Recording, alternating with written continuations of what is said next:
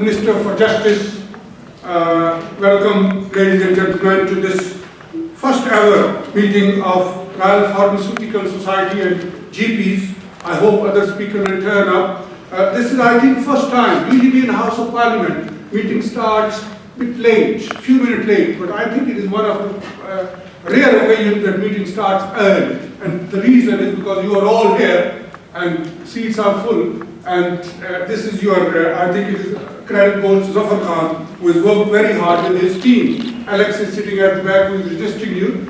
She's from the Pharmaceutical Society. Mike, another guy, traveled from a long way. My name is Mushtaq Nashari, and I'm speaking on behalf of All Party Parliamentary Group on Third World Solidarity.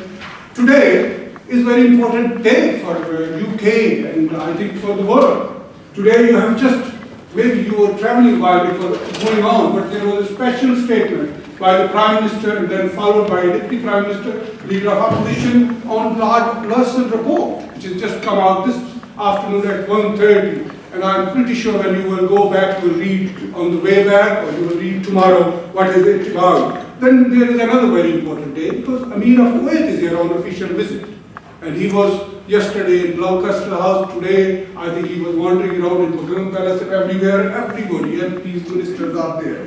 Then, the most important thing for you and me, there are 3 by-elections. One in Croydon, one in Rotherham, one in Middlesbrough. And when there are by-elections, all the political parties ask their MPs, lords, activists to go and support their people there. So I think that's the reason why Dave Henderson won't be here joining us, but I'm very pleased with Andrew Slaughter, and then there are a couple of more people who will be joining us. And then there is the Qatari National Day.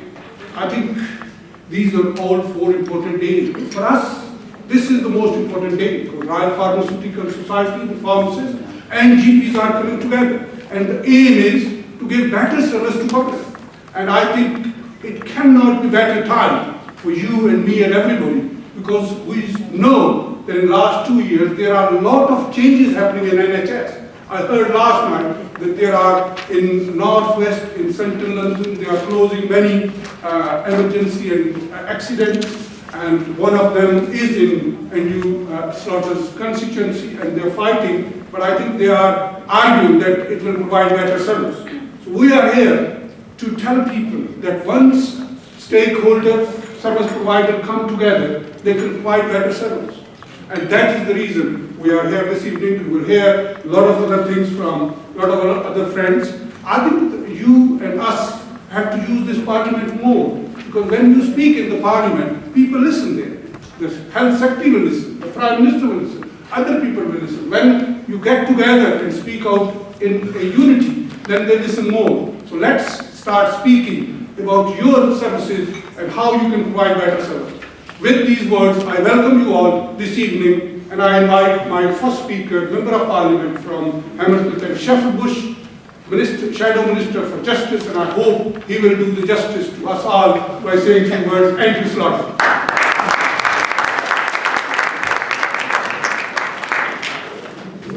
Thank you. You just blown my cover as by saying that we have these very important 3 by-elections around the country. You might be asking, why aren't I one of them? I'm supposed to be in Croydon as we speak, really. Dave Anderson, who is going to host tonight, is doing his duty, pounding the streets of Middlesbrough. I'm sure the weather's lovely up there. I should be in Croydon, but I'm holding the fort here. Just don't tell my whips if you find out that I'm here. That's the problem. And thank you for a little tour of historic events happening today. I can add one to that, which is that again later on today, I declared interest because I'm the chair, just recently retired chair of Labour Defence of Palestine, that we're hoping to have a Palestinian state by tomorrow as well. So there's a lot going on in the world which MPs get involved in, and the Leveson inquiry and matters of that kind, which don't make a blind bit of difference to the general population sometimes, I think, but it upsets us completely here. And I'm very sorry that I won't be able to stay for the whole event, because I'm hosting another event in the main palace here for the Polish community tonight. I will just clear in a moment. But I did want to spend, if I can, just 2 minutes just welcoming you. And for those who haven't been here before, I hope you enjoy the time you spend here. Somebody's already said to me they've been a mile collection, a rather interesting collection of pictures. If you get a chance to have a wander around the corridors here and look at some of the, not just interesting people from political history here, but some rather interesting paintings as well. And if you haven't been here before, this is a fantastic building. And if you ever want to do the tour, if you haven't done a tour of the whole place, it's a really fascinating event to go around the chambers of the House of Lords and Commons, the Westminster Hall. And your MP, if you write to them, if I'm your MP, if you're in Hammersmith, write to me, and if you're not, write to your own MP. And it's completely free, and you can come here with your family or with friends or with work colleagues and look around. And it really is a slice of sort of living history. We take this place for granted as somewhere that we work every day, but it has so much relevance to so much history going back 800 years that it's quite an interesting and fascinating place to work. And the other thing which I mentioned was my last encounter with the NHS, which was 24 hours ago, in the Hilton Edgware Road. A slightly more fractious meeting than this, I think, where the NHS North West London presented their proposals to close 4 accident emergency departments and 2 hospitals in North West London, but didn't go down quite so easily on the ear as some of the comments I suspect you'll hear today. I'm not going to talk about that. I'm certainly not going to talk about politics. The only thing I want to say about your meeting tonight is the contribution that pharmacists make, and also the organisations that represent pharmacists is hugely underrated. Hugely underrated. Not by, let's say, by MPs, but just by civil society generally. And as pressure grows, as it absolutely does on the NHS, and I'm afraid that the more that I'm told this is all about clinical decision making, not about saving money, the less I believe it. We know that there is a crisis in the NHS, and partly that is a financial crisis, partly that's a demographic crisis. The more that we rely on the resources we already have, and I really do think that pharmacists, but we know the role the GPs play. I'm delighted the theme tonight is about bringing GPs and pharmacists together in cooperation, because so much that I hear about the NHS at the moment is about conflict. It's about cuts, about closures, and about different decisions that can't be made. And actually, what I see every day in my constituency is people working very, very hard on the ground. People who are absolutely dedicated to the local population. I have an incredibly, where I live in Shepherd's Bush, incredibly deprived population. People with long-term health needs. There's a difference between, you can go half a mile in my constituency and see a difference for age expectancy of 8 years. And the actual burden of that falls so much on the front line, and there is nobody more in the front line, the pharmacists, because you can't get away. You can't get away behind an appointment system or a referral system or passing it on. You have people who are in urgent need. So all I would say is, and I can't say longer tonight, but it's a great privilege to be here, to welcome you here tonight, and to recognise the contribution that you all make. I hope you have a very successful evening and a meeting here, and I'll put off by the Emir of Kuwait or anything else of that nature, and we concentrate on what I think, hopefully all MPs, and I know that all of you are confident in the goal, which is improving the health, the welfare and well-being and happiness of citizens in this country. Thank you very much indeed.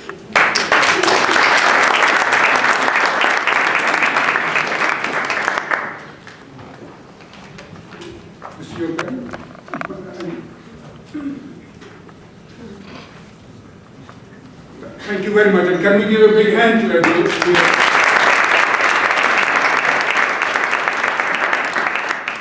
And I especially thank the media. The Muslim News editor who are sitting, he's also a pharmacist. He's one of you. I've got Third World Solidarity, permanent photographer, and he does CDs. And I welcome Geo and Jung, which is the largest. I don't know whether English people know or others, but Pakistani know that it is the largest group in Pakistani community and Urdu reading people. So Imran is here from Geo and that. And I welcome all speakers who have joined us this evening. And now I want to, number one, give a big hand to Zafar Khan, who has worked very hard, and I'm going to hand over to him to run this meeting beyond this, and then if and when MPs or Lord comes, I'll come in and ask them to say a few words. But I'm pretty sure that you are coming here, they will know that you were here and you spoke whatever you speak. So can I hand over to the Zafar Khan, who is, I think, organizer of this event. Zafar Khan.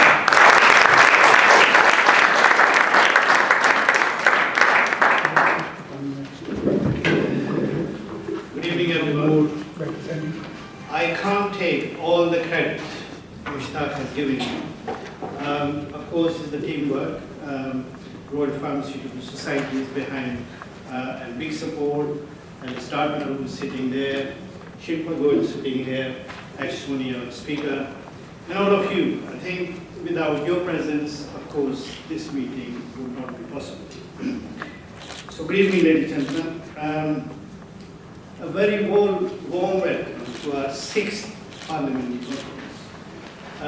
Mushtaq Sahib is quite rightly in saying that this is the first ever conference we are holding with pharmacists and doctors, GPs together. That's very true. We have been holding previous conferences where we highlighted issues related to pharmacy and pharmacy work. This is the first time we are joining hands with our colleagues, with our doctors, frontline primary care stakeholders. So allow me to say offer a big thank you to Third World Solidarity, all-party parliamentary group on Third World Solidarity, Chairman Davidson and Chairman Mushtaq Lashari, who has provided us this excellent venue and allowed an opportunity for us to sit here and be heard in a place where decisions are made.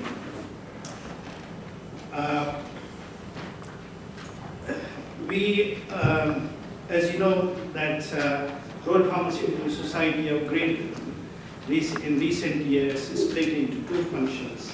One, Royal Pharmaceutical Society now is only holding a professional side of it, and the regulation is by General Pharmaceutical Council. Welcome to Martin, President of the Royal Pharmaceutical Society. Very welcome.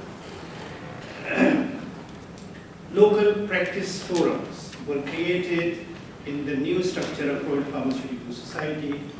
They were formed to deal with the local issues by local community or local pharmacists and their problems and their challenges.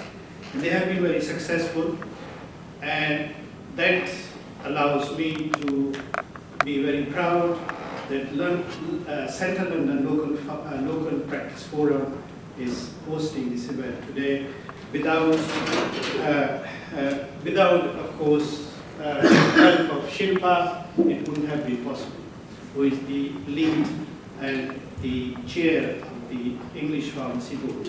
And next to her, Ashwini is sitting with the vice chair of the English Pharmacy Board.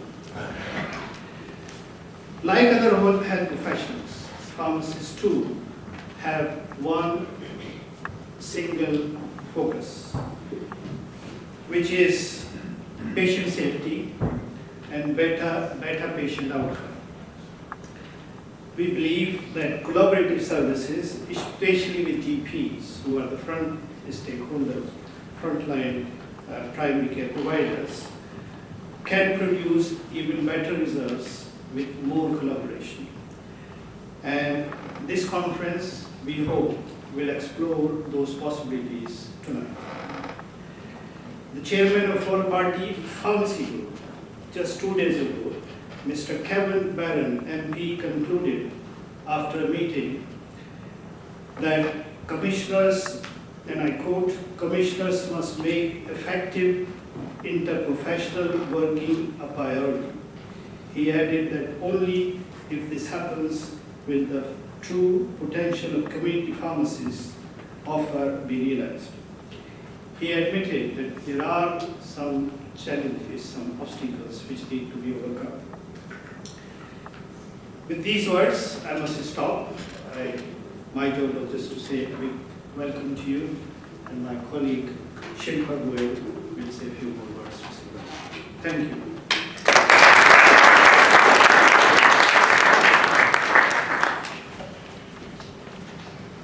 Good evening, everybody. Thank you, Zafar.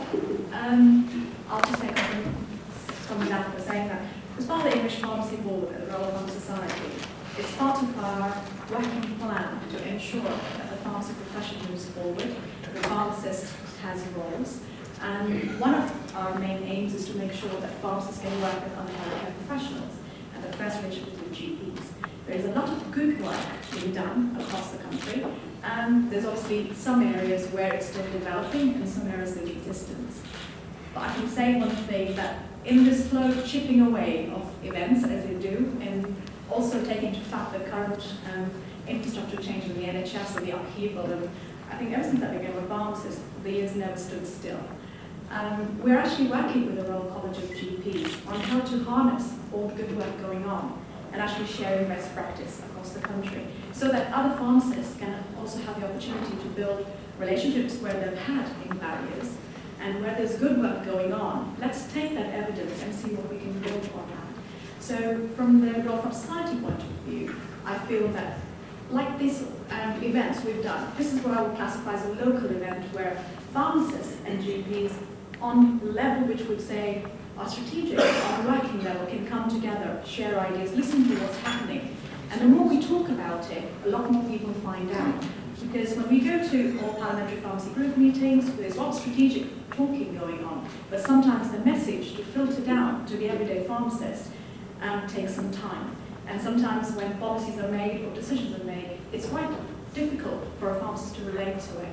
So this is the start of bringing everybody together, lots more talking, lots more idea sharing, presenting evidence, and seeing where we go. So thank you. I'd like to ask Ash to come and explain further. Thank you.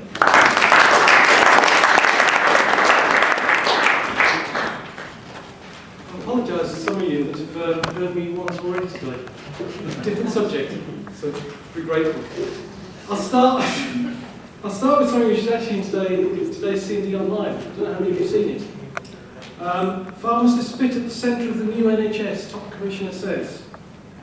Pharmacists feeling they have had a hard time in the NHS are justified, but they fit right at the centre of the reforms, GP and an interim chair of NHS Clinical Commissioners, Charles Lister, said today. The reforms mark the end of an old-fashioned pecking order and turf wars between GPs and pharmacists, as the NHS moved to a more unified system, Dr. Alessi said. And that unified system means that all local health providers in the community must take responsibility for the local population, and that means everyone has a part to play, he said. If you think of who is closest to the population, community pharmacy has a history of being close to the population. Hence, I'm really excited about the opportunities available to them. He said this at the NHS Alliance Conference in Bournemouth last week. I think they've had a hard time, or feel that they've had a hard time, with some justification. They feel they're being excluded.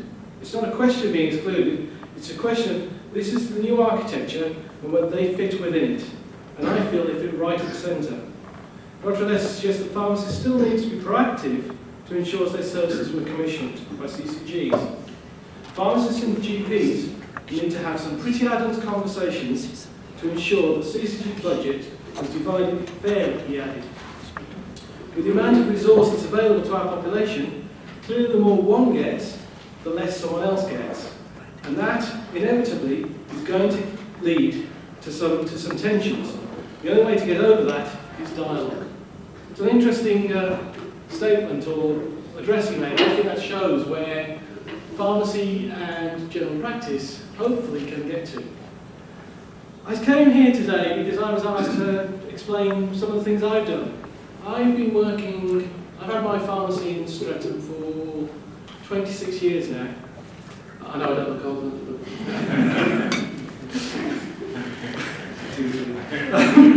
but actually, I started working with my local general practitioners 23 years ago.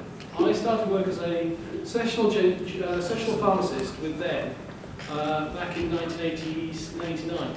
At the time, I was probably one of the first pharmacists to go and work with GPs in that way. And I remember going into them and saying, saying, I can help you with improving the quality of prescribing. And they said, oh, well, write us a business case. So I did. And gave to them. And they thought it was good. And they said, we'd like to meet you. This was the partner. So I said, yeah, fine. I went in. And I said, the only thing is, if I do this, is that you have to treat me as a professional. I'm your equal. I'm here to do the same job. I'm here to deliver the best quality care to the patients we both serve. After they got themselves back up off the floor, they agreed. And that was the start of a relationship I've had with them for that 23 years. And it's always been a professional relationship. And I think that's really important, that recognising the fact that actually neither of us is more important, neither of us is less important. It's about the quality of what we do together that delivers better outcomes for the patients we serve. And over that time, I've worked with them in a lot of areas. I wrote their protocols originally around proton pump inhibitors when they were only available as brands. An H2 antagonist was still considered a good option. And then we rewrote it when PPIs became cheaper and everybody started actually doing better. And I've had, over that time, I became a prescriber. And when I first started as a prescriber, they were my mentors.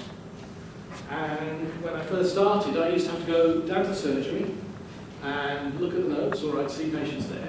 I really was determined I didn't want to do this in the surgery. I wanted the pharmacy to be an extension.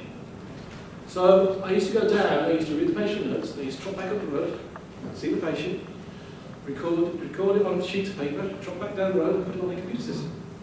And I actually said, look, this is really inefficient. In a 3-hour session, which is what they were paying me for, I spent an hour of that actually walking up and down the road to come put the information in the system. And at the same time, there's huge risk attached. Because if the patient tells me something that I haven't read, I can't make a decision about whether I prescribe or not. Or I make a decision without having all the information. And as a result, they allowed me read-write access to the medical record. So I have read-write access from my pharmacy to all patient records for that surgery. And I think, again, that demonstrates their commitment to working with me, and hopefully my commitment to working with them. And I've used that as my mechanism to help to prescribe. So I do it from the pharmacy, but as I say, I write the record at the same time. And we've used that in a number of different ways.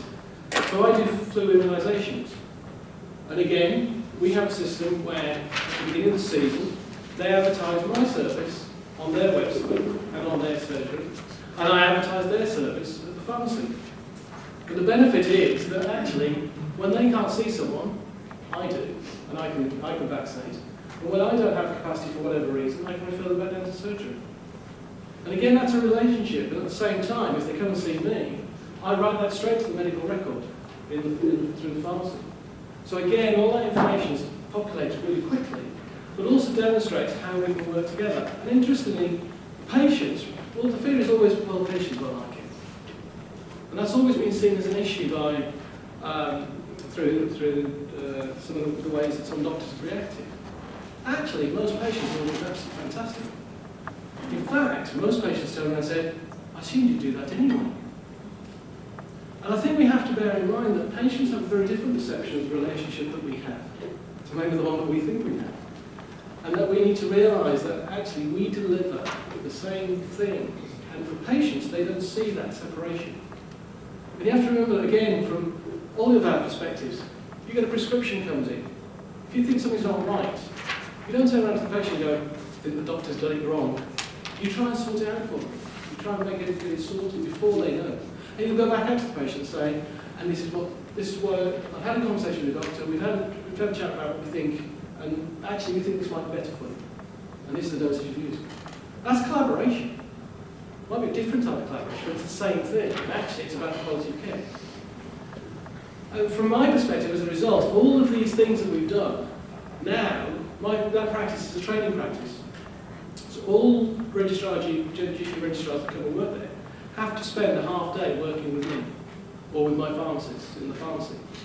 Because actually they need to understand what we do. They need to see what happens when they issue a prescription. Because actually they send a message on a bit of paper. And that bit of paper is what we have to interpret. And if the message is mixed or confused, it's very difficult to interpret. It's really interesting when they see that, and they see from our end, the bit of the message, and then being able to decipher it. And there's some realisation that actually it's really important that there is that link in communication, and that they get the message right. And that when we question it, sometimes because we're worried about the consequence from the patient, but sometimes because we actually don't understand what the message says. So it's not designed to make life difficult, it's designed to get the right solution for the patients we serve. And I think we have to remember that. As I say, having done that, invariably at the end of the session, they always go away and go, if there's ever a problem, just give me a call. And we say to them, is there anything you ever stuck on in terms of what you want to prescribe? Give us a call. But actually we can help you in the same way. And the relationship, as I say, has become very strong, very positive. And for me, that's what we all need to be doing. I'm very lucky because of the relationship I've had in that respect. But actually, it should be the standard. I shouldn't be the exception. I should be the norm. Somebody said earlier today, I hate the words best practice. We should always be talking about standard practice. I absolutely agree with you. This should be seen as standard practice in exactly the same way. And I think that's what we should be aiming to achieve. And if we get it right, the relationship between general practice, pharmacists, nurses, all the healthcare team is much, much stronger. And the benefit is the outcomes for the patients generally are much, much better. Thank you.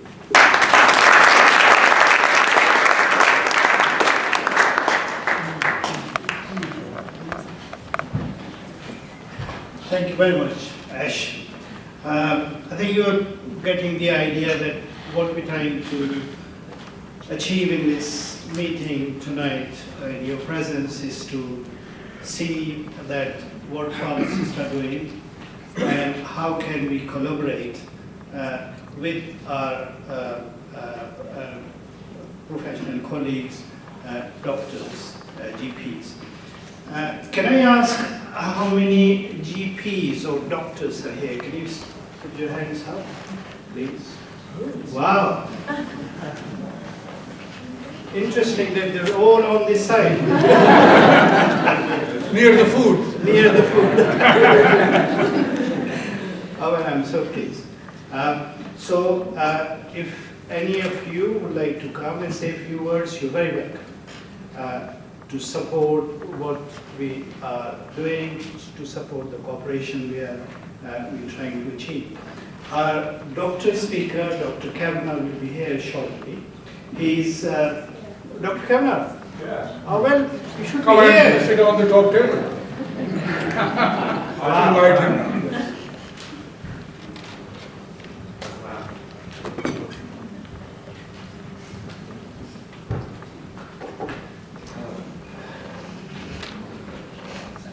Dr. Kavanagh.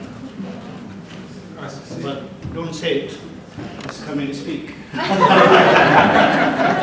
Dr.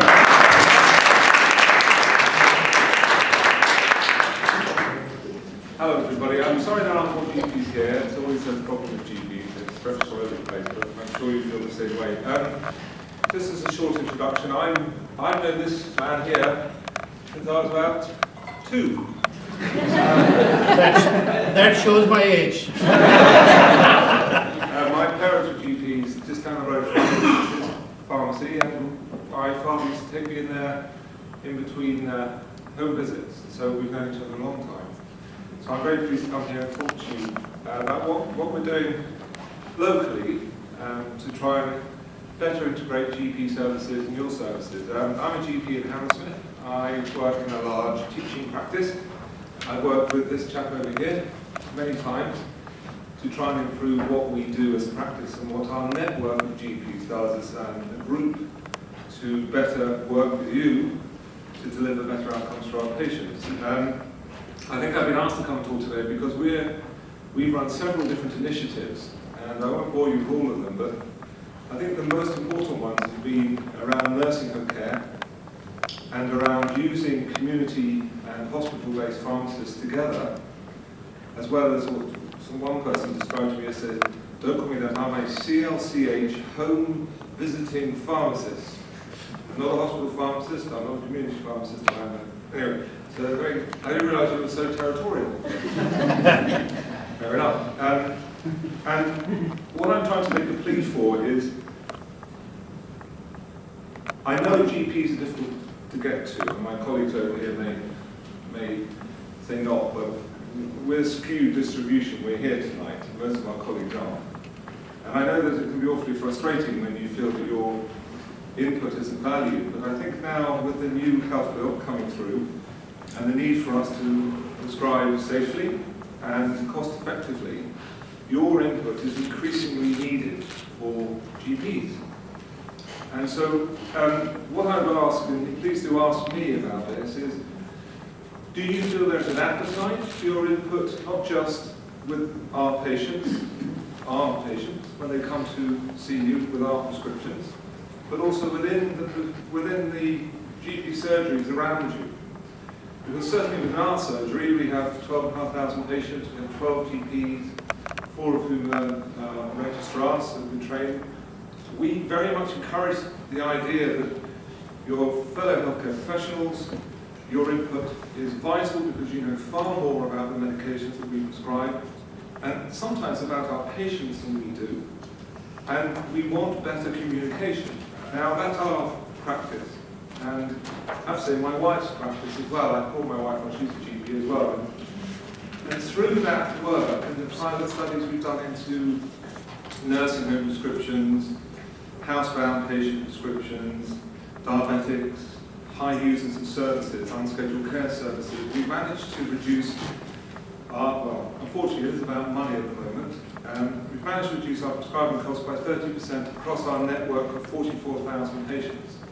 And that's seen as a revelation, that we can make those kind of cost savings in 2 years, but we have. And so what I'd like to hear from you, and please ask me, is do you see a change in attitude by GPs towards your specialism?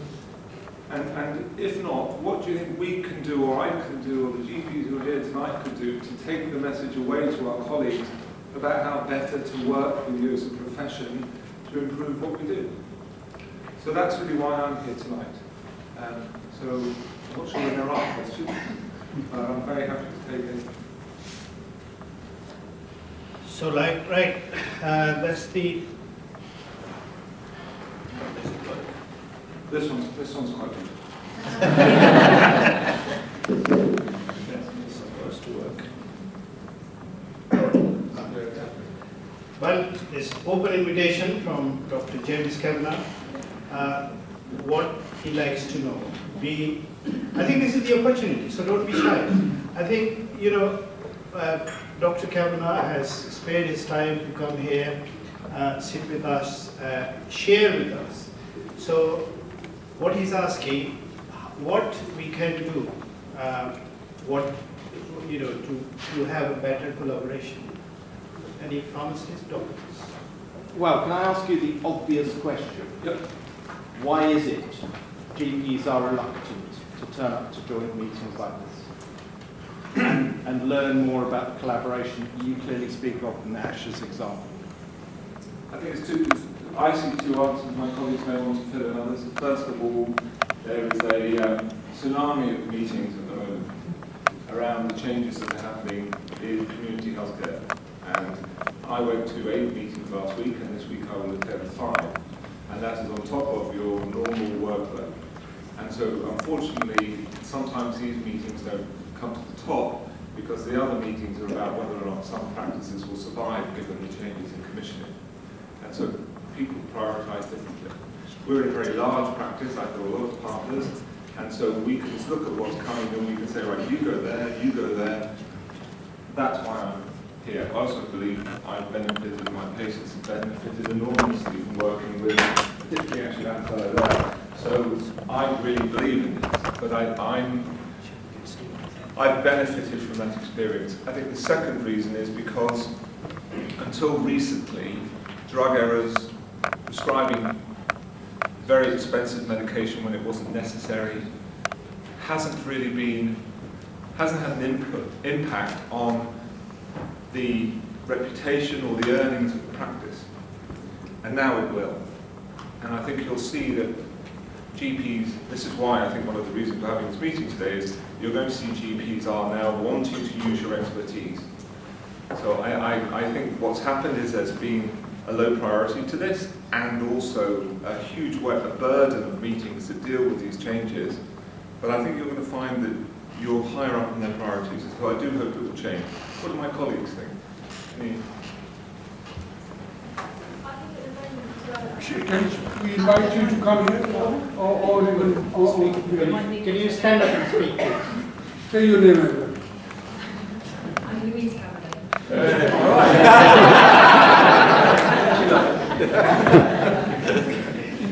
I've also been a big user of your pharmacy in my Westminster days. I think one of the other things is that at the moment we are quite well supported by our PCT pharmacists while they're still exist. So I think for a lot of practices they have a lot of input still, and I think probably there's a little bit of security within that, but that's going to change.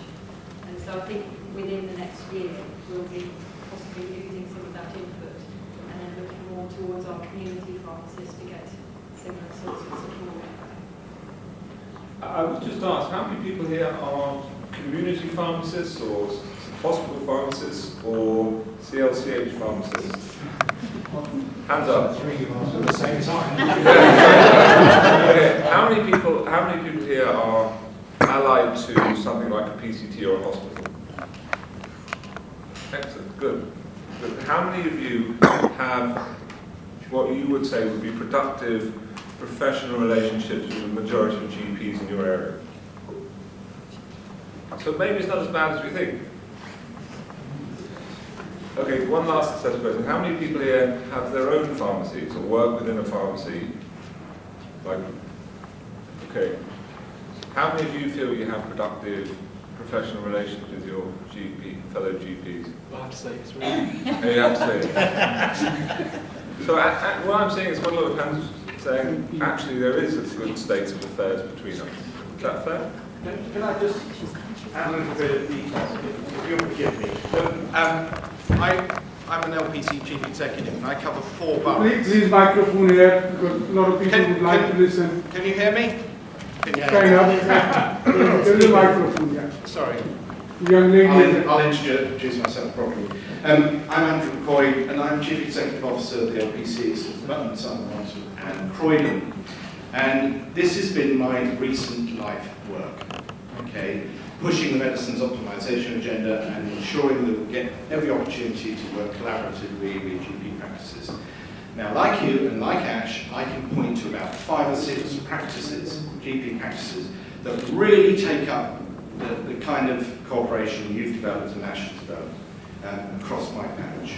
But just to put that into perspective, there are 61 GP practices in Croydon alone. Okay, and despite all the good words that we hear often from speakers and people on the stage and gatherings like this, the majority of people at the other side of this wall, there doesn't seem to be the appetite, despite the crowded meeting agenda, etc. There hasn't been the appetite to work collaboratively for the last 20 years. And it is that barrier, that tsunami of tide of barrier, that I'm hoping to unpick and address in the new NHS landscape. Or as one chap said to me, or at a conference yesterday, same clowns, different circus. How do you think as a body you can unpick that or break down How can we, as a professional body, unpick those kind of conflicts, those previous barriers that still seem to be there, genuinely, and I've seen them amongst even junior doctors, let alone the old guard, like me. There seems to be some definite resistance to working collaboratively with pharmacies. As I say, I can pick up wonderful examples on my patch, like you, like Ash. Half a dozen more. But the bulk, the majority. But why? I mean, state what we feel is going on, but Yeah. really, what are your Let me give you how we can change it? Right, let me give you an example. We had a marvellous meeting, GPs and pharmacists, 19 GPs turned up, 17 pharmacists, middle of the day on a Monday, to discuss a working MUR QOF template collaboration. By doing a medicines use review and filling in a QOF template that you could use and tick off some boxes at your end, great interest, fantastic interest, piloted by one radical surgery, who actually made a fantastic presentation, the doctor there, and his pharmacist he's working with. From that meeting, there has been no sign of any further collaboration elsewhere. Thank you. Frank Yantin, I'm a local pharmacist, previously retired but now going back to work. I discussed with many colleagues collaboration with GPs, and over the last couple of years there's been one fantastic collaborative opportunity, and that, as my friend says, is MURs. I've heard various reports on these. I write one out and put it in the file and score a couple of points for the area manager. I give one to the patient. I send one to the doctor and he sends it back to me saying, don't interfere in my business. Do doctors actually want pharmacists to do medicine use reviews? And if you do want us to do them, will you pay attention to them? We are cheaper than doctors. We only cost £25 an hour. Doctors cost £200 an hour. We're a cheap service. And one of the reasons for us being a cheap service is that generally, as pharmacists, we don't show ourselves in our best light. We let our counter assistants deal with the public. We don't stand up for ourselves as pharmacists. We should be on the counter. We shouldn't be stuck in a little room talking to a patient for 15 minutes about whether they're taking their tablets properly. Do you want us to do a pharmaceutical job in collaborating with you and getting you decent feedback? Now, you spoke of your long-term relationships with your GPs. You're a one-man band, presumably, or you're a single practitioner, or you have your own business. How many of us here work for multiple companies? Come on, let's see you. Not very many. So obviously the multiples are making you work much, much harder and you need your sleep time when you get home. The multiples seem to be ruling the roost. And at the end of the day, community pharmacy is going to lose out 100% of the way to the multiple unless we, as pharmacists generally, tell everybody what we're worth. I have worked in pharmacies where there is more respect shown to the counter assistant than to the locum who was there the previous week. Because all he did was sit on the chair and read a newspaper and watch a prescription go past him.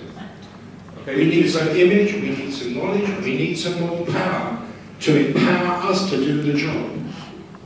Okay, you raised a lot of points there. Can I just answer a couple of things you said there? As far as the threat of multiples, that's exactly the same in primary care, and it's actually the same in secondary care as well. We're seeing a movement towards larger units, and that's encouraged by the government. So good luck, because we're facing that threat as well. If you want to have a louder voice, then you need to speak with a unified voice, and you need to sanction somebody to represent you in a way that is proactive with decision makers and opinion leaders within primary care. Because I can say, and I'm sure my colleagues can say, I work with 20 different pharmacies, and I have personal relations with maybe 2 of those. Because those people, when I phone up, I can put straight onto the pharmacist, and I can speak to him, I can do, or her, and I can develop a relationship. Now you'll say the same about GPs. I get your receptionist, and it's a hell of a lot of hard work to get through to the GP. Well, the reason I have good relations with my pharmacist is because they have my mobile number, I have their mobile number. We speak to each other on our mobile phones. So I think you have to unify, you have to select somebody in your local areas to go forward and represent you. That's my recommendation. I only want to just say something. Could you stand? Yeah, sure. Andrew's point, it's really interesting because that's come up, obviously it's one of the most common things we hear, is the problems around that. It's really interesting, Charles, when he in his response said about the other conversation.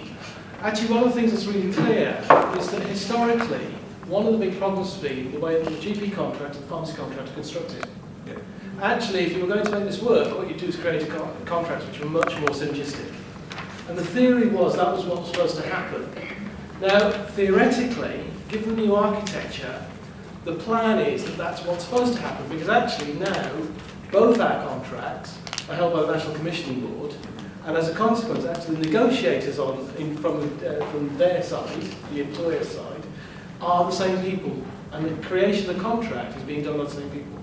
So for the first time, I think there is an opportunity. Again, if we as the workforce lobby for this as well, to say that the contracts have to be much more synergistic. Because actually, if you do it right, the bit that you said about the MUR and QOF becomes a natural progression.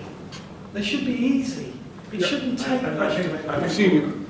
So I think that's the... Just very briefly answer that. There is the machinations around the new contract are enormous, but what's clear is that the government wants there to be a return to a form of fund holding for large organisations and healthcare professionals within the community. That includes pharmacy. And we're seeing a move towards a group of doctors with their local pharmacists being given a budget to manage. And if GPs don't work well with their local pharmacists, the budget will not come in at a line where they can make a decent profit. So, better or for worse, the changes that are coming. You are going to find people knocking on your door saying, how can you help us to reduce the costs and yet still deliver the effective healthcare? Thank you. There are three people, one young man, then the lady here, then lady here, and then young man here. Could we take three of you to speak, and then people can respond, and then we will ask the fourth. Yeah, sure. Mike's working, absolutely. Hi, Dr. Kavanaugh. James. My name is Vikesh, and I'm a newly qualified pharmacist and the president of the British Pharmaceutical Students Association. So I'm representing the voice of pharmacy students in the meeting today. Just to share an account of experience, last year I went to a conference. Not sure if you've heard of it, the name of the conference is the World Healthcare Student Symposium. And it's where students from all around the world, these are pharmacy students, medical students, dental students, and nursing students, get together. And get together and kind of create like a model of collaborative working. During this conference, we tried to identify the strengths of each other and the weaknesses of each other. And by attending that conference, I realized that not all of us knew what we did in our practices. Not all of us had built that relationship, that non-working relationship initially, to come to a point where, hey, if I have a relationship outside my work environment, then eventually I can build a relationship in the work environment at the same time as well. So out of your experience, can I ask you, while you're a medical student, while you're a doctor right now, did you have some sort of relationship with a pharmacist? I.e.,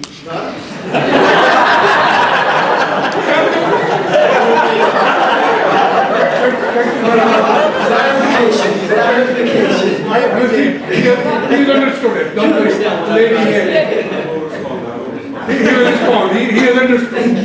The young lady here, madam. Here. Sorry. With a pink jumper or shirt, whatever it is. There's another one. Where it is? Over here, please. Oh, is it? Start off with quickly. Yes. I'm a pre-reg, so I think you said it pretty much. Like, Thank you. It'd be really good to get a relationship with doctors now. Madam, microphone is all with us. I was just wondering what sort of points could I take as a pre-reg before I even qualify to get in there with GPs now? What sort of practice can I take on and the other newly qualified? Your name is? Lara. Thank you very much. And the lady here.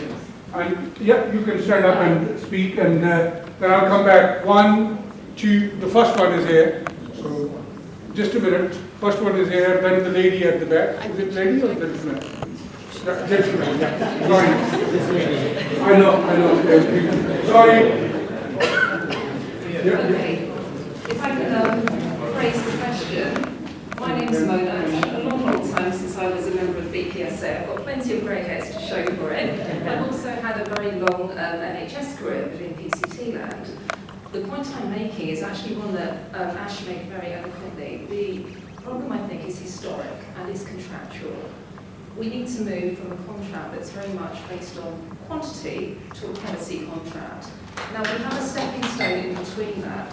Dr. Kingston, you've asked exactly what you could do to help. It's actually down to CCGs.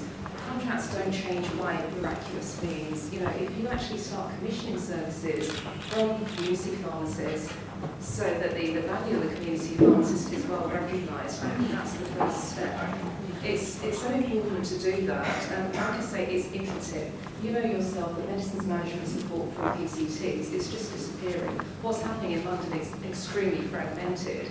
But if you think about what practice support pharmacists do, if that kind of practice could be embedded contractually amongst the community pharmacy contracts, so everyone within a pharmacy actually did that same work, and the work was structured so the changes were sustainable. You know, it wouldn't be a case of pulling the pharmacist out and then things would carry on as before. It wouldn't be about fixing things, it would be about collaborative working. And like I say, a commission service would be a respected service. I think it would inspire a change in the national contract. Thank you. Thank you very much. Can I just name those 3 points?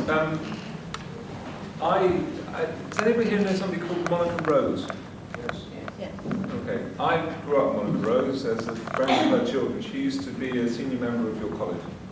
I think she was at some point president. I can't quite remember. Anyway.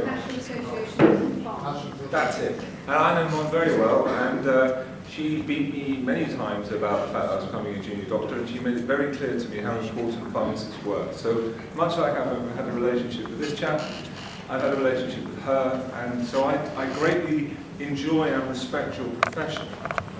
They've stopped me killing people many times. We must remember that. I think GPs would do well to remember the numbers of times they've been phoned up and had a little tap on the shoulder and told, you know, you're making an error here, we need to stop this. So, yes, it's about relationships. How do you build relationships, Lara? It really is all about finding out what these people you work with are like and what they want and what they need from you as a profession. And the only way you'll do that is by finding out what is coming down the line to GPs regarding their contract, and then going and talking to them and showing that you have knowledge and showing that you've thought about the implications and you want to work with them to deal with these changes. As soon as they recognise you as a proactive, knowledgeable individual who can help them deliver what they're trying to do, you'll find them ringing you up, knocking on the door. I work with a couple of pharmacists who are extremely knowledgeable, and they help me navigate what I'm doing. So you have to, unfortunately, look outside of your own profession at what is going on to the professions that directly influence you. And I think you're right about CCGs. CCGs they'll naturally have all the power. The Finance and Performance Committees have the power, and above them, the National Commissioning Board have the power. So if you're not familiar with these changes in the structure, you need to, because you've got to see where these changes are coming from if you want to go and influence those bodies. The other thing I would say as GPs is we really don't know that much about your profession. I know that as GPs we sit in silos. We are very territorial, we are business people, unfortunately, and so we are scared of our competitors.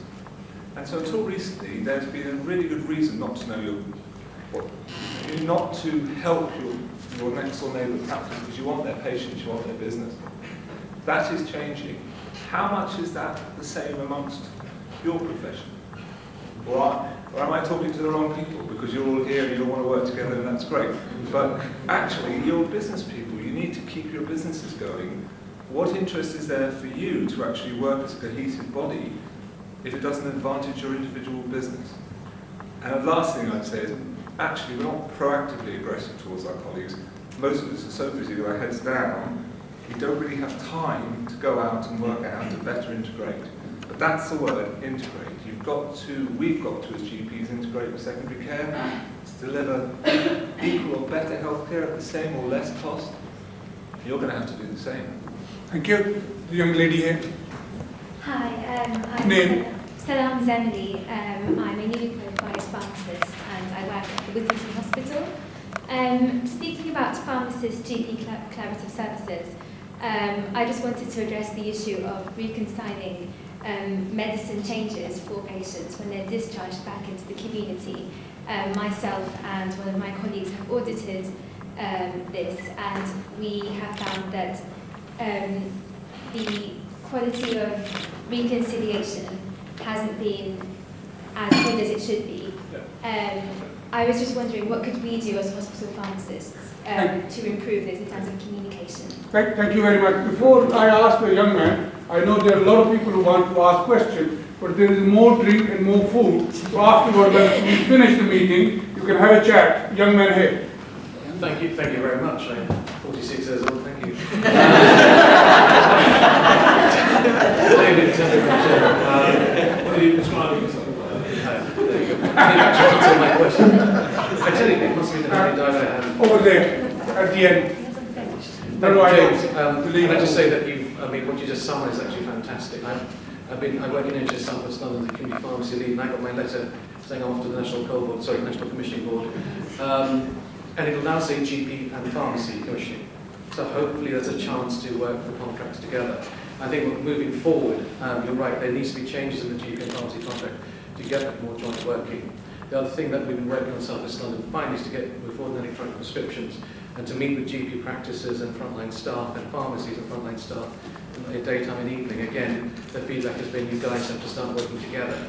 But one thing, not to be too touchy-feely, is also get sensitive to each other's practice, your workloads, because it may be different. And what you said is right, pharmacy should update this as in the GP contract, two-way street as well. It's important you guys to upgrade yourself in the pharmacy contract, because as staffing is cutting edge, as we have less resources, all we're going to have is out as a contractual framework. So it's how we try and bring that together to move it forward. Thank you. Hello, my name is Brian. I'm one of the London CPPE tutors. I've been a tutor for about 10 years.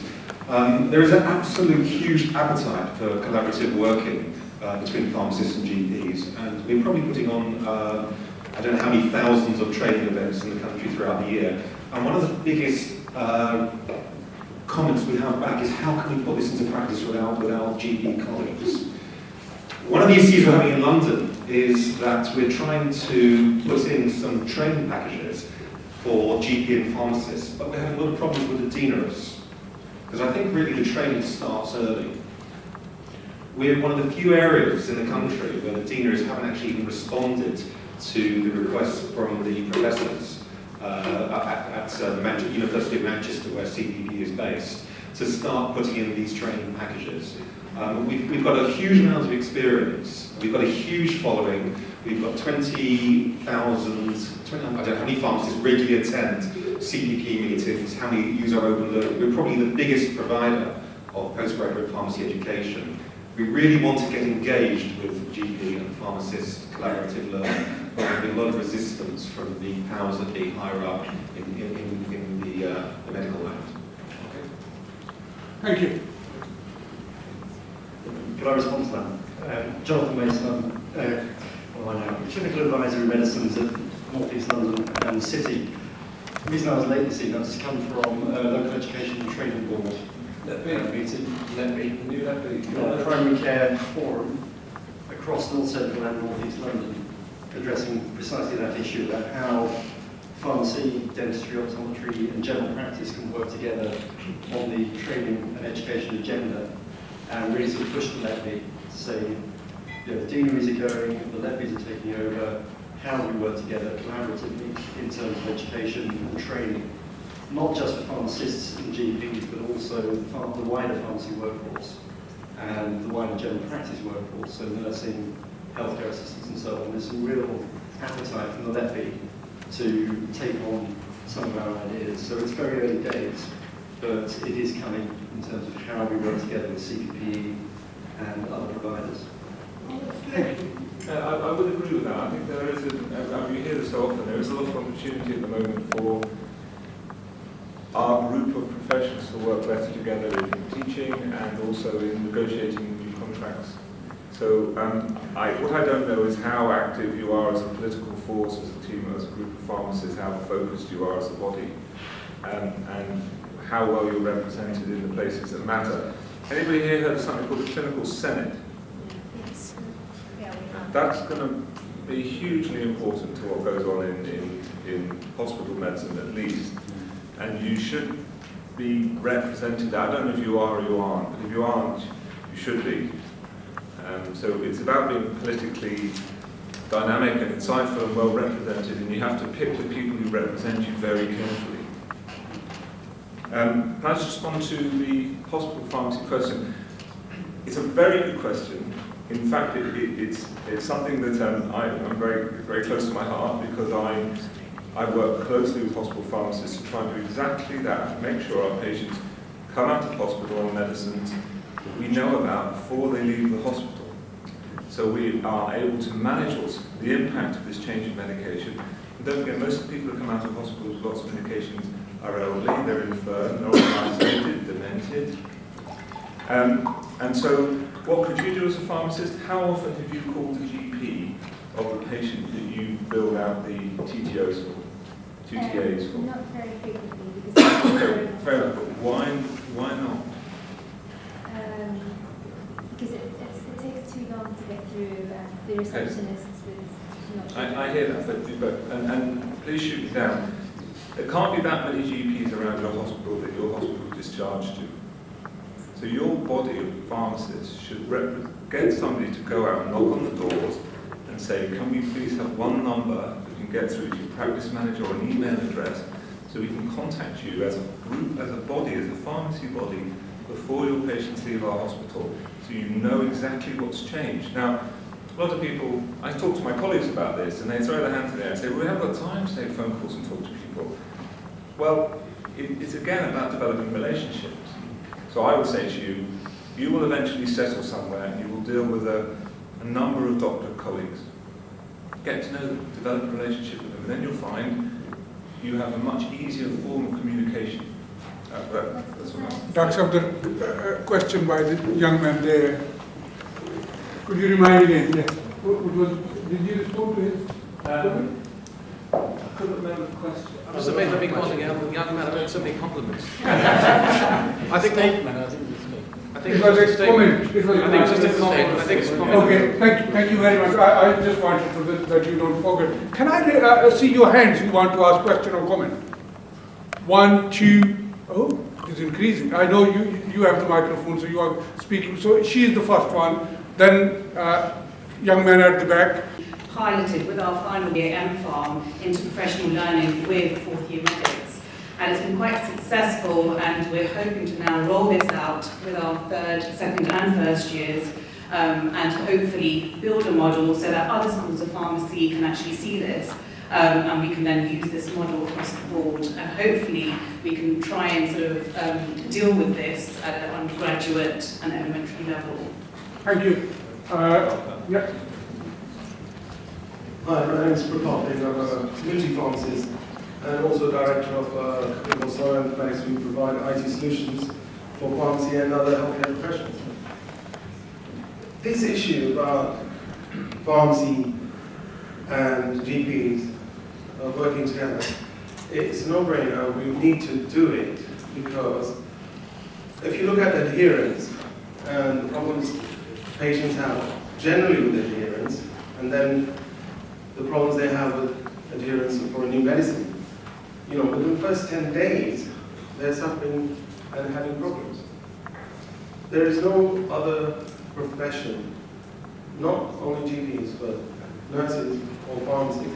There's no other profession in the distribution, in the economy. If we were an economist, we would look at pharmacy as a distribution. We are well distributed, we're available. There isn't anybody else who can do this. We just need that communication. What we need is when GPs prescribe a new medicine for a patient, they need to communicate that, not on the prescription, but in a message to the pharmacy saying, prescribing this, will you please look after this patient because I'm concerned that he doesn't understand this. That's all it is. And then when the pharmacy... I would say that I absolutely agree. And there's a pilot, which I'm sure a lot of people have heard about here, about medication passports, part of the IMPEACH trial. And it's a very good idea. But unless you make it either in the interest of the GP, unfortunately financially, or you make it so that if they don't do this thing and code that they've done this thing, communicate with the pharmacist that they've changed the medication, then there will be some sort of performance indicator they will fail on, and that information will be public. Unless you put those things in place, it won't happen. There's always an 80-20 rule, 80% of your problems come from 20% of your patients. So if you, as a GP, recognize the problem patients, let's start with those patients, and let's have that communication, because without communications, we're blind to the problem. As everything, if you don't communicate, you don't see. And we have created an electronic solution, but many other options are there. But the basic thing is, let's buy into the fact that the NHS is going to have less money, but the public requirement for health care is increasing because we're getting an older population. People on many polypharmacy, and as they get older, they need support. The only way we can solve this is to work together. All these are areas, and now I'm addressing this to pharmacy and not only pharmacy. Pharmacy, if you look outside of the window, people judge pharmacy. They don't judge primary care pharmacy and secondary care pharmacy and PCT pharmacy. We are judged as one. Let's get our house in order and have secondary care pharmacists talk to primary care pharmacists when they discharge patients. Let's get the full information, at least for the patients who have these issues. So I think it's not universal. I would agree with that. Thank you. So, the answer back to you yourself. Why are you calling the pharmacist who this prescription is going to land on the table of, as well as the GP? We often do, but the pharmacists say that we have to wait for the GP's prescription. I think later on, as I said, you can have a conversation, young lady here. My name's Sarah Qureshi. I'm a pharmacist at St Andrew's Hospital, and it's just kind of moving on from Nadia's point there. At St Andrew's Hospital, the medical school is integrated with the hospital, and one of the things we do is we, as pharmacists, are involved with the medical school in delivering OSCEs and some lectures to F1s and F2s. So we are developing relationships with the medical side of the team. But also progressing on from there, taking part in post-take ward rounds, getting involved in post-take full stop, developing relationships with consultants. So we find now that the newer batch of consultants mainly are very much more kind of want pharmacist input, or will wait for the pharmacist before the ward round begins. We have a dedicated pharmacist consultant who is based within pharmacy, and we use to develop learning modules and packages for everyone. What has caused that change? What has affected that change in your organisation? I think it's an identification from our chief or senior pharmacist as well, from the junior pharmacist, some of the problems that they have in addressing their issues, and having someone identify that the points that we are making need some addressing, and there's a lot of safety issues around it. And as a result, we've got a lot of consultants who are very pro-pharmacy, so they will look for our input. And because of that, juniors will look up to consultants and have that respect as well for professionals, so we respect each other. I think it's very true what you say. We don't understand maybe the expectations of what we do and what other people do. We need to learn about each other. And that includes all other, nursing professions, other professions as well. So I think that is very true. We learn about each other's professions as well, integrated that way. And a lot of hospitals, I think, with medical schools attached, are kind of using pharmacists and in delivering their lectures as well, safe and prescribing. Thank you. Thank you. You want to say something to just comment on this, and then Dr. James can. It sounds like a broken record. Some people say. Do you mind to come in front, because people can't turn it off? Okay. Come here. I'll come to the front. Yeah, come here. Okay. Give me that, and you can speak from here. Sorry, I'm taking over again. I've had a very busy day, and early this afternoon I was at the Faculty of Pharmaceutical Medicine meeting talking about adherence. and problems with adherence. So most of the pharmacists in the room will know this. Third, you're talking about incentives for general practice and payments and all of that. Third to half of medicine is not taken as intended. At least. £8 billion investment in primary care in England on medicines. So you can do the maths around a third to a half. Okay, it's generally cheaper medicines. Still, we know £300 million a year directly wasted. At least half a billion pounds a year for diabetes, asthma, schizophrenia, and so on. New medicine service, medicines use reviews, already been paid for, part of the contractual framework. Actually, the incentives are there for you to interact with the community pharmacy, to focus on those disease areas covered by the new medicine service, covered by targeted medicines use reviews, to improve outcomes for patients, to get better return on the investment in medicines. And we know it works. If you look at the asthma trials, there's been a big asthma study across South Central SHA, 5,000 MURs in a year, improved ACT scores, so the asthma control test scores in those 5,000 patients. Fewer exacerbations, fewer hospital admissions. Those are things that mean something to you. It means a lot to patients, better control of their asthma. So actually working with pharmacy, telling the pharmacist when your medications need changed, patient's medications need changed, makes sense. And actually we do need to work together around adherence and recognise the role of the pharmacist in supporting the patient. It doesn't need extra investment. Doctor, you want to? I don't want to speak to the lone voice here, so we will get to the question. I just want to talk to my colleagues and say something about what have you heard tonight so far that's news to you and might change what you do? If anybody wants to say. Right, okay, so nothing so far. Right, anyway. If I could just carry on from the comments made about asthma by our colleague, I'm old enough to remember when a company brought out a product called Ventolin, and the consultant in respiratory medicine at the local hospital or hospitals decided that was going to be the drug of choice. He assumed that his registrar would tell the patients how to use it. The registrar assumed the nurse would tell the patient how to use it.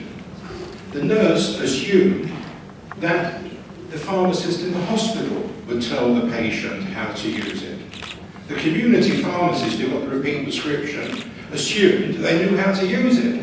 What were they doing? Spraying it on their pillow, spraying it around the room. They sprayed it on the cat because someone thought they were allergic to the cat. We need to know that a new product has been ordered. There should be some symbol on a prescription or a prescription chart saying this is a new medication for this patient.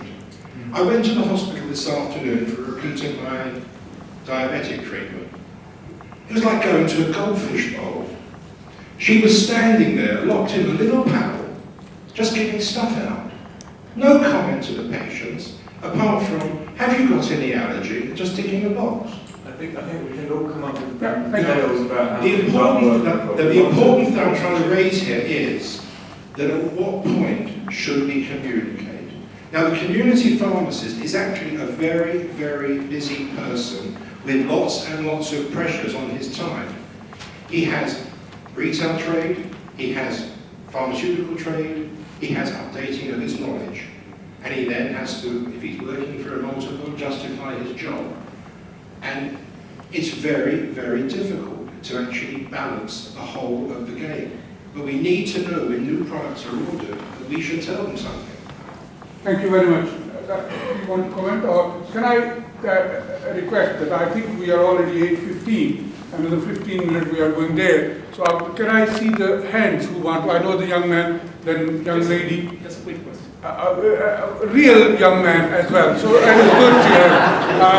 This chap here is going to lose his arm picking up. So the chap with the yellow tie on. I know, he's the first one. He's got the microphone. Can I see once your hands again? 1, 2, 3, 4, 5. All 5 will go in 6, definitely. And can we respond at the end?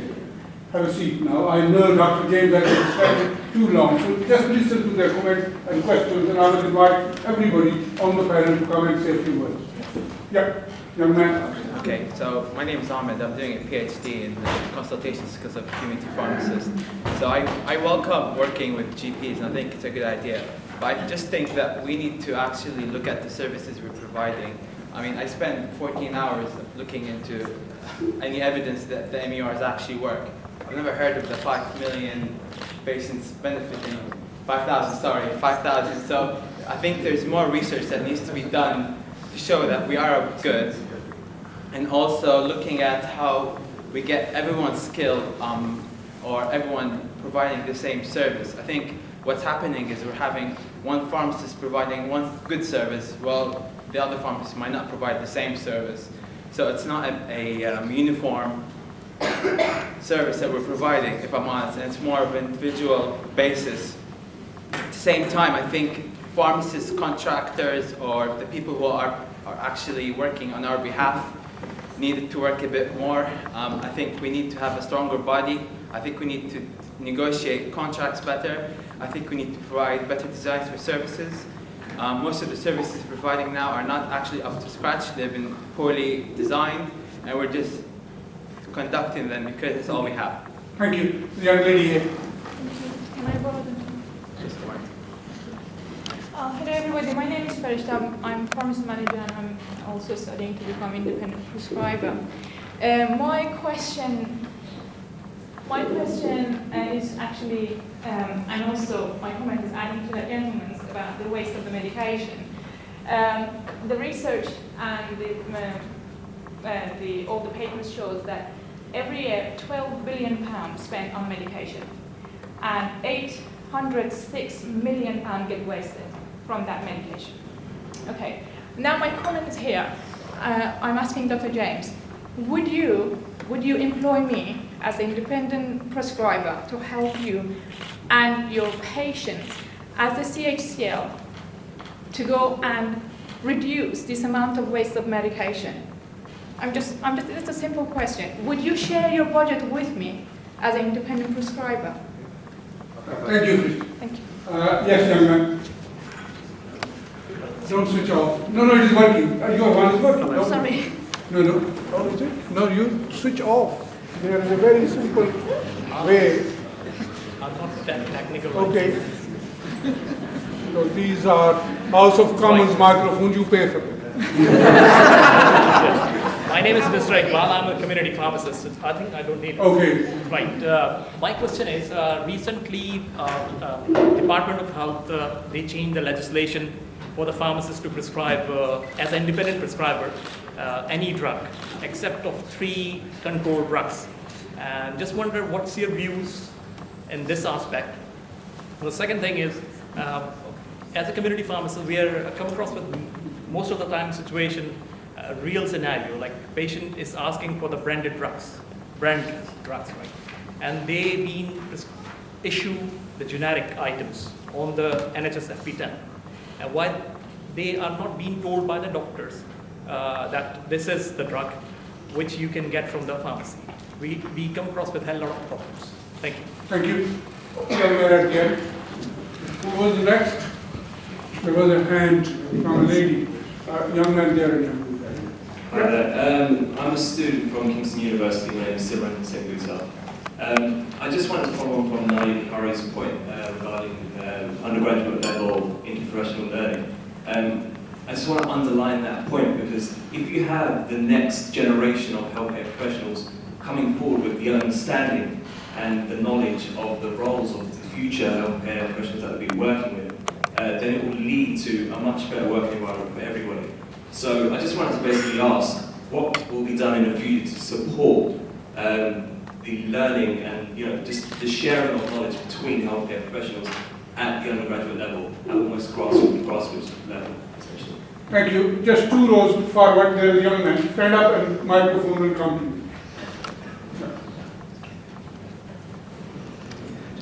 Hi there, my name is Neil Juggler. I work for a regional company based in Guy's at Hospital. Basically, hospital pharmacists do save a lot of money with the NHS by preventing inappropriate prescribing.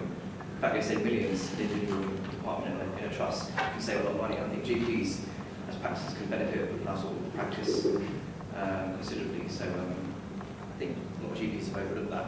I think we've got a big role to play. Thank you.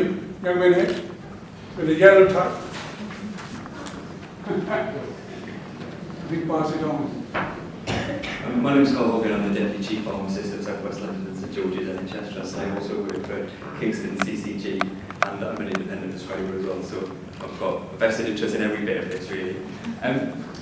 You've asked us 2 questions, and I'd like to provide 2 answers. So one of them was, what are we going to take away and do something about it? And in my role in the Mental Health Trust, I'm going to go and speak to my medical lead tomorrow. Because in the hospital, like my colleague said, we do have good relationships with our doctors, and we're involved in their education, we provide a lot of support with them. But understanding each other's roles is really important. So I think I'm going to get all my SCTs and STs to have a half day in pharmacy. I think it's an excellent idea that you send your registrars, and I think we should do it.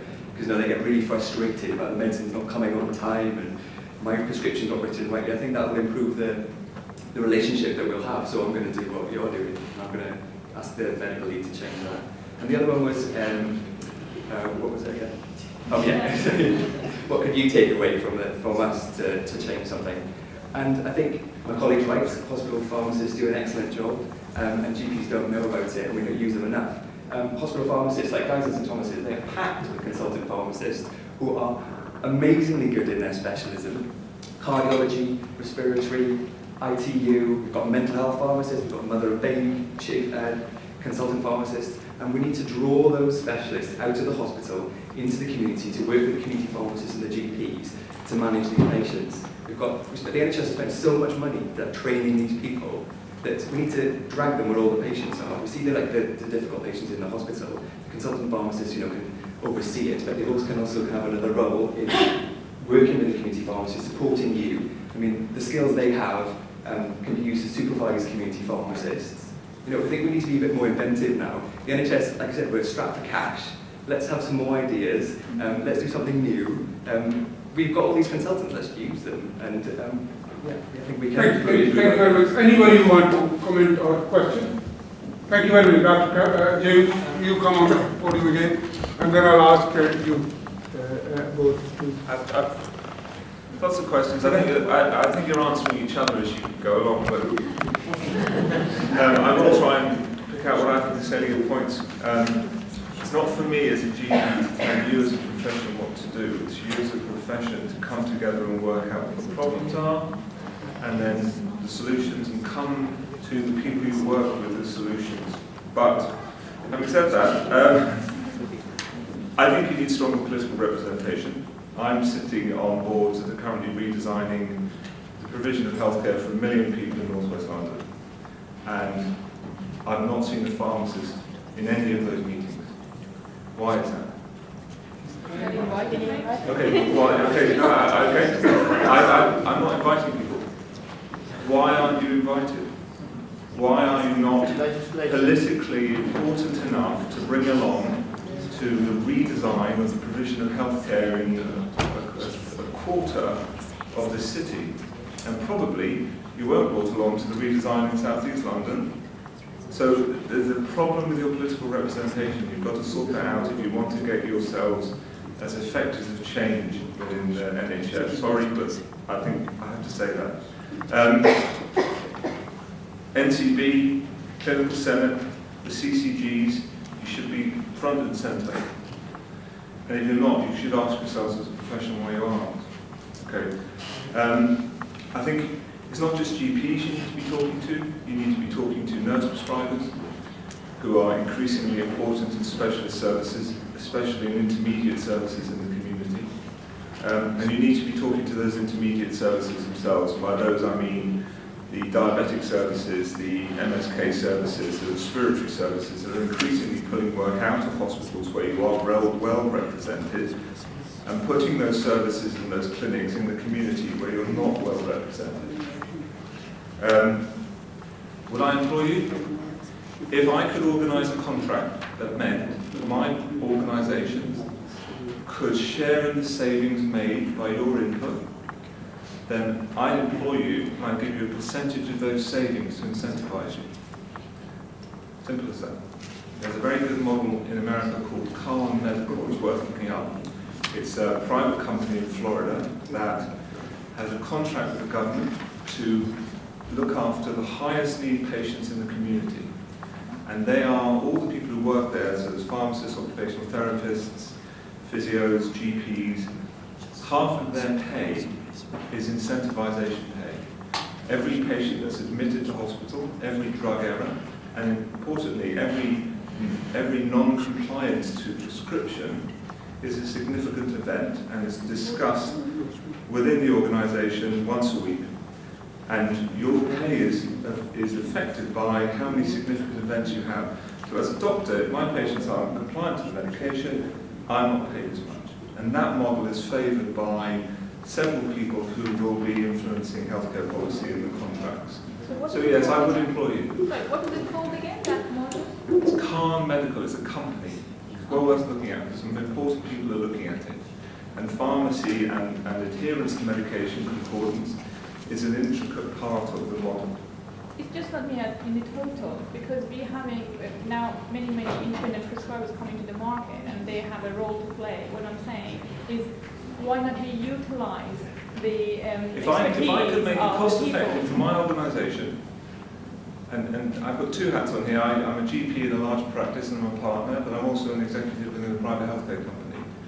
And in neither of those is it in my interest to employ you, very good pharmacist, to come along and sort out my prescribing. I don't make any money out of it, if I did. So how could I pay you? You might say, well, your patients will do better, you have better outcomes, and you'll be paid because of better outcomes. I can't directly prove that to my board.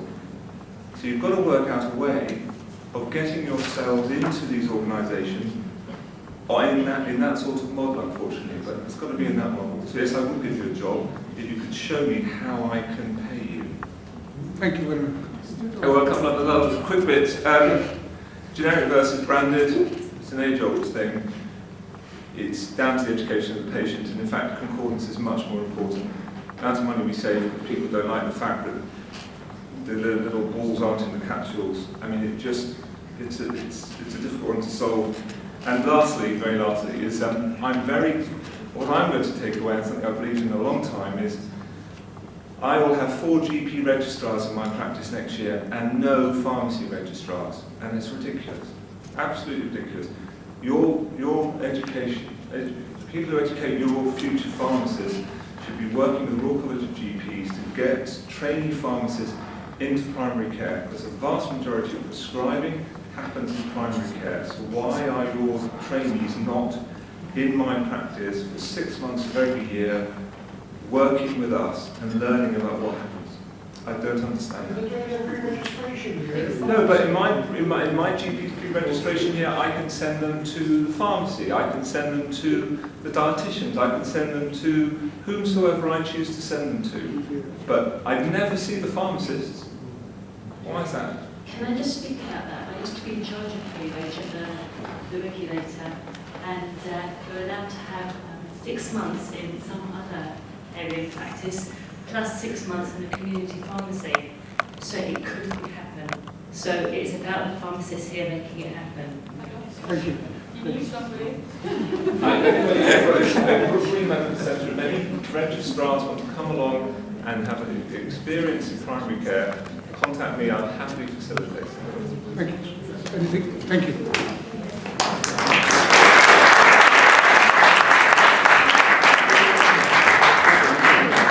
I think in a minute Zafar Khan will say a few words, but first I want to invite, and we are quite happy and welcome Martin Osprey, who is the president of Royal Pharmaceutical Society. So can I invite Martin to say a few words, and then I will ask Zafar Khan to speak.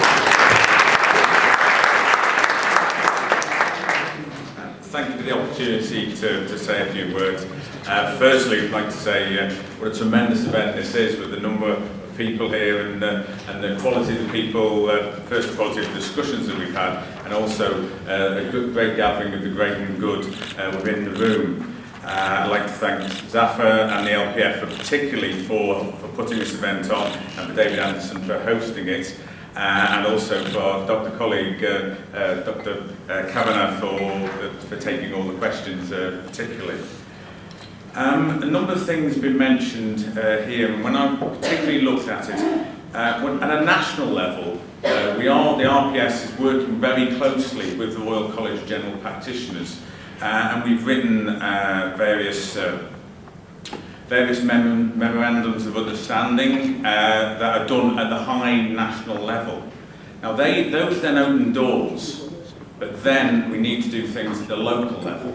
There's also another issue, and I think it's been mentioned a number of times here. There's been mentioned about the fact that we need to get the organisation to do this, that or the other, and I've been listening to this and taking this on board, because at the moment it is obvious that there are a number of things that we're suggesting that should happen. That, for example, the RPS will be looking at, we've done our role, we've spoken to the Royal Colleges, we've got the memorandum of understanding, all the doors are open, and then we're going, why aren't people walking through it?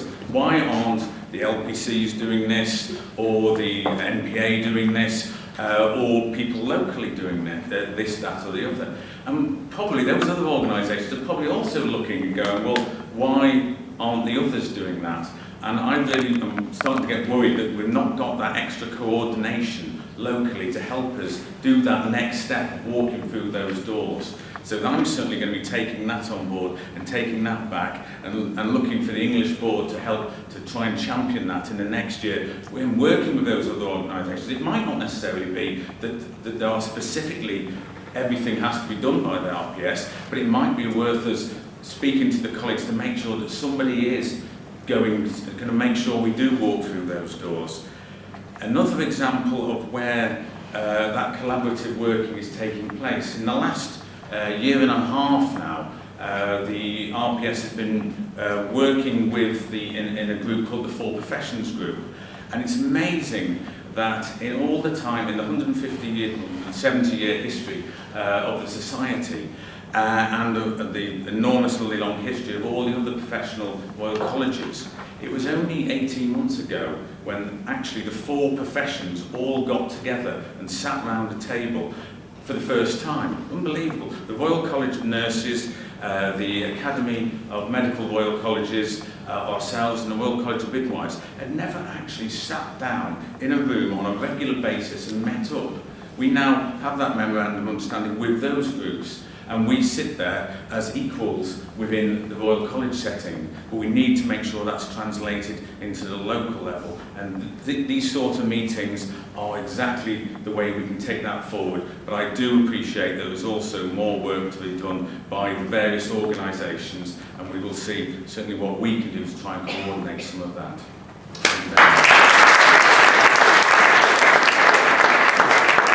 Could I invite Zafar Khan to come and say a few words and also ask you to pass a resolution?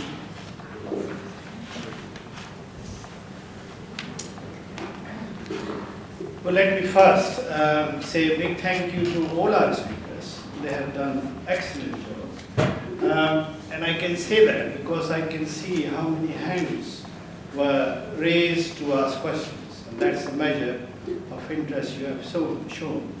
And certainly Dr. James Kavanagh has inspired many of you to ask so many questions.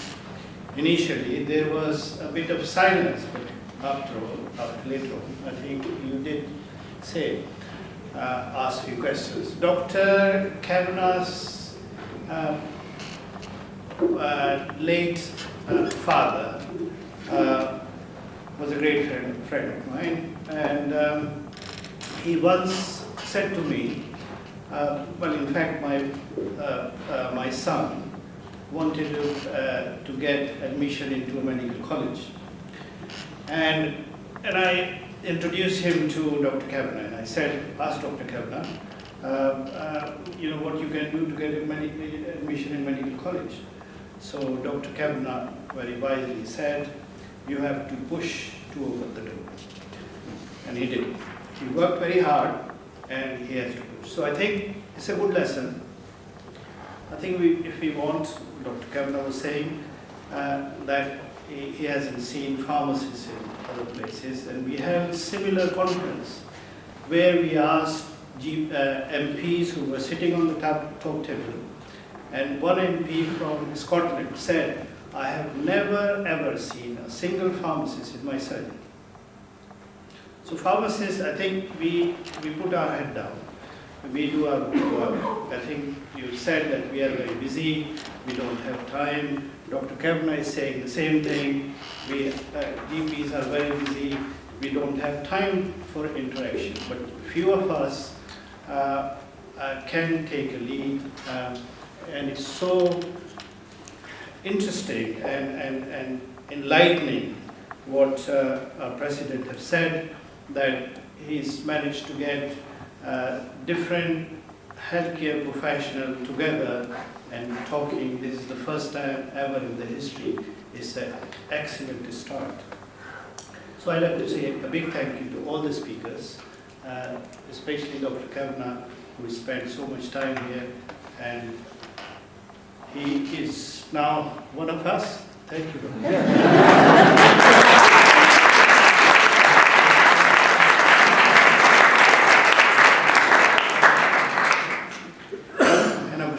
You have let yourself into a bigger problem. We will invite you more often now. Because invite my wife, she's much cleverer than I am. And prettier than you. Yeah. my pharmacist wife is a lot more intelligent than me as well, so maybe she should be invited. Oh, well, I think we have achieved our objective of the meeting. People were asking what are we going to achieve after this meeting. Of course, the food was good, the venue is good, and very cross-sector of professionals and pharmacists from different disciplines are here. That's a great achievement. I'd like to put a resolution. I'm afraid we don't have a facility for putting it on the screen. But you read it. He's got a louder voice than me. Perhaps he's a good reader, so I'll ask you to read it. And then what we like to do before we close, we like to have a resolution with your with your agreement, people here present, and then Shilpa would like to say some words, and then vote of thanks. And then you'll be free to have some more thing to eat and drink. Thank you. I'm good at not only reading but speaking, so that's why your resolution, I'll read it. And I'll tell you, once I've read it, you just raise hand to approve it. It is a very straightforward resolution. I think nobody will disagree with it. It is, this meeting asked the Secretary of State for Health and Government to commit to consult and look into more carefully to improve the collaborative services provided by pharmacists and GPs to further produce better patient outcomes and bring pharmacy and GP contractual services framework more in the line of what we like to achieve this. What we like to achieve it. Do you agree with it? Raise your hand. Anybody who doesn't agree with it, opposed to it? Anybody who is abstained?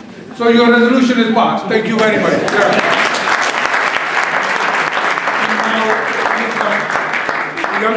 Young lady, because we put her in the middle of 4 men, and you can see she has to speak, definitely.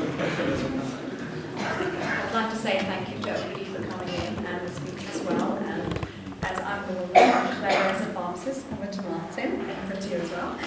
Sorry, Martin, I had to say that. I think for me, as an English Pharmacy Board Chair, it's a challenge to see there's so much going on and what we can do. And how, as the chair of English Pharmacy Board, what my members need from us. And these kind of meetings are one of my objectives, to make sure that there's more discussion. If there's more discussion, pharmacists get an opportunity to say something and actually talk about it. We take away a lot from here and we put it towards an operational plan. Also, when we do work or collaborative working anywhere else, we always need evidence. And collecting evidence is quite hard. So when you see articles in the PJ, which I'm sure is another discussion for another day, because people have views about it, would like that groups like this come back and respond to it. And that would be one way forward, because it brings internal discussion, which is then shared externally, and that makes the movement and the focus much better. But otherwise, I will say, enjoy more wine and more food. Thank you very much. Thank you very much. As an organizer and one of the hosts, on behalf, just 1 second please. I know everybody wants to rush there. I'm very pleased to have you all here, and I think this is evidence that how many people of you wanted to speak and engage with doctors. I think this is the purpose of the meeting has been achieved. I think second thing is that the follow-up meeting will be on 20th of March. It has been already booked. There is a next room, so put it in your diary. But can I warn you, the room is smaller, the wine will be less, the food will be less, and it will be on the first come, first reserve. So please get in touch with Alex very quickly that you want to come to it. And I will assure the audience that today we had 2 MPs and a Lord who dropped in and went back because they had other. On that day we will have 1 from each party. And I will make sure that we will have Liberal, Conservative and Labour, either senior spokespersons on health or on pharmaceutical society that they speak. And we will invite Luis Governor to speak on that day, not James. So we will make sure that we have more women on the top table. And can I end by saying it? These 2 services, GPs and pharmaceutical, and I have nothing to do with them apart from getting their services. They are the face of NHS. I've said it previously as well, that they should have the beautiful people standing behind the counter, not hiding behind that pharmaceutical desk and just providing somebody else. And GPs should not sit behind in the rooms, but they should also welcome the people on their desk, and they should be more listened to by our government, our people who make the policy for services to the patient, and that's when better services can be provided to large public out there. Thank you very much, and a big clap to yourself for your patience.